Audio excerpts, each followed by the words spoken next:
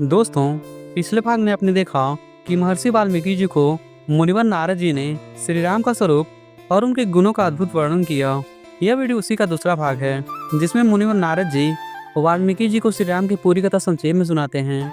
नारद जी ने महर्षि वाल्मीकि से कहा, राजा दशरथ उत्तम गुणों से संपन्न अपने प्रिय ज्येष्ठ पुत्र श्री राम का राज्याभिषेक करना चाहते थे। राम के राज्याभिषेक की तैयारियां देखकर रानी केकई, जिसे दशरथ ने पहले ही वर दिया था, राजा से यह वर मांगा कि राम का वनवास और भरत का राज्याभिषेक हो। राजा दशरथ ने धर्म संकट में पड़कर प्यारे पुत्र श्री राम को वनवास दे दिया। पिता की आज्ञा पाकर श्री राम वन को निकल गए।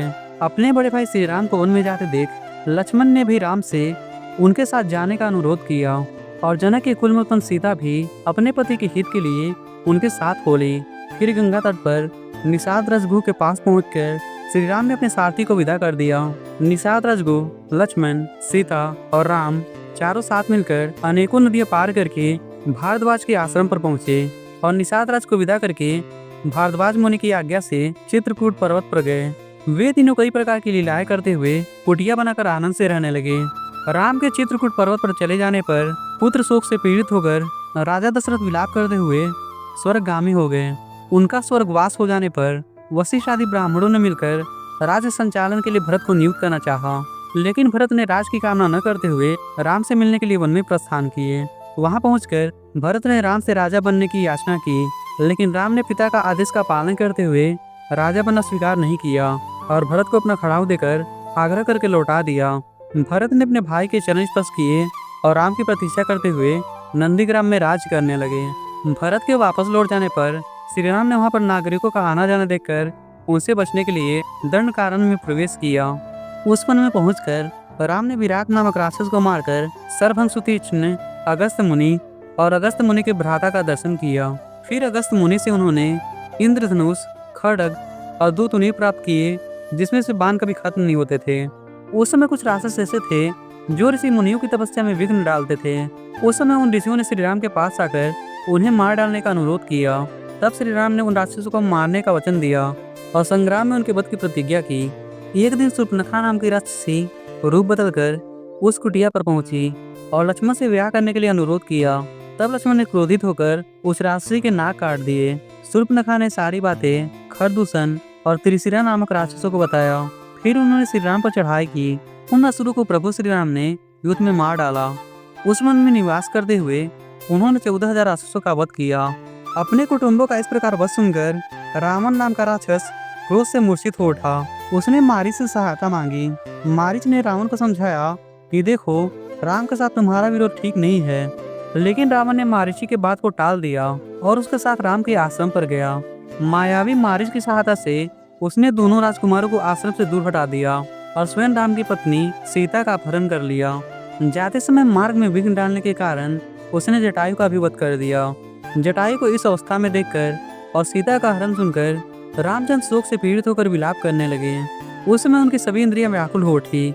फिर उसी शोक में पड़े हुए उन्होंने जटायु का अंतिम संस्कार किया और वन में सीता को ढूंढते हुए कदम नामक राक्षस को देखा, जो बहुत भयंकर दिखाई देने वाला था।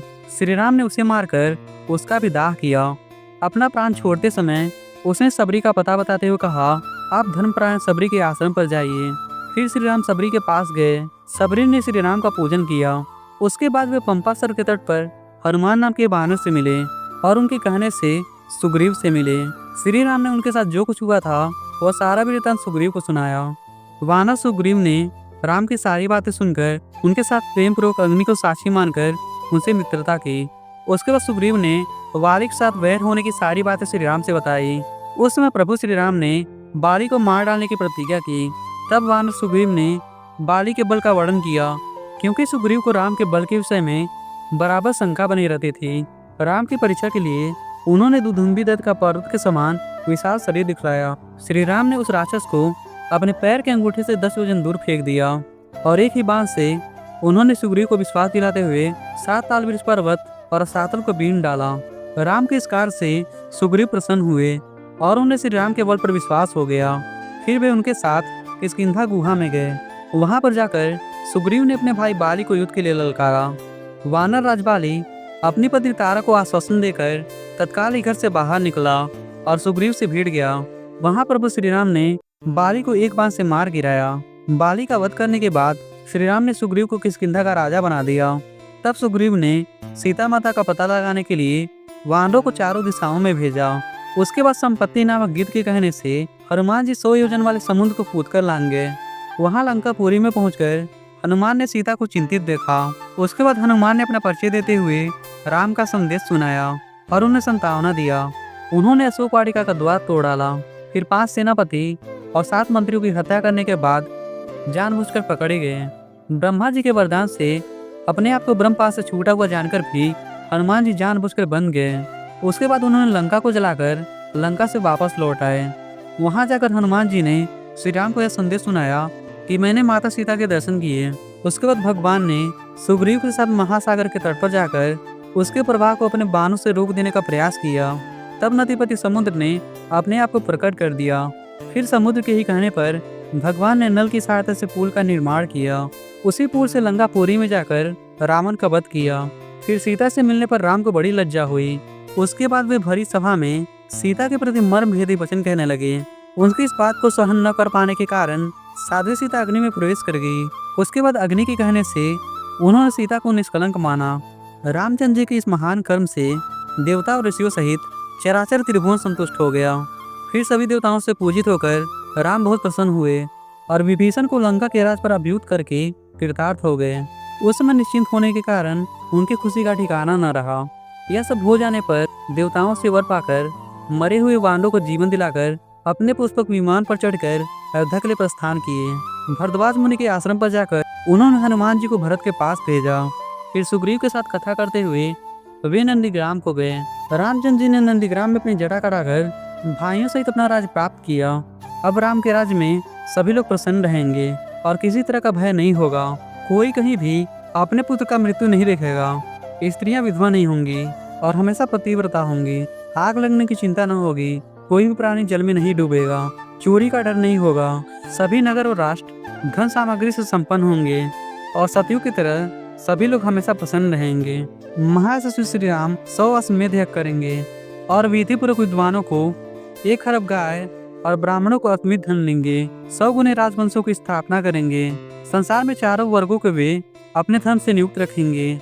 फिर 11,000 वर्षों तक राज्य करके श्री रामचंद्र जी अपने परम धाम को पधारेंगे। वेदों के समान पवित्र, पापनाशक और पुण्य में जो इस श्री रामचरित को पढ़ेगा वह सभी पापों से मुक्त हो जाएगा। आयु बढ़ाने वाली इस रामायण कथा को पढ़ने वाला मनुष्य मृत्यु के पश्चात अपने पुत्र और परिजनों के साथ स्वर्गलोक में प्रतिष्ठा प्राप्त करेगा। इसे ब्राह्मण पढ़े तो विद्वान हो, क्षत्रिय पढ़े तो पृथ्वी का राज प्राप्त करे, वैश्य को व्यापार में लाभ हो और शूद्र भी प्रतिष्ठा प्राप्त करे। इस प्रकार महर्षि वाल्मीकि जी के अनुग्रह करने पर नारद मुनि ने श्री राम की पवित्र कथा को वाल्मीकि जी को सुनाया। मित्रों, बालकांड का प्रथम सर्ग यहाँ समाप्त होता है। यह कथा हमें सिखाता है धर्म चाहे कितना भी कठिन क्यों न हो, उसका पालन ही सच्चा बल है। अगले वीडियो में हम जानेंगे आगे की कथा, जब महर्षि वाल्मीकि स्वयं इस रामचरित को लिखने बैठते हैं। जय श्री राम।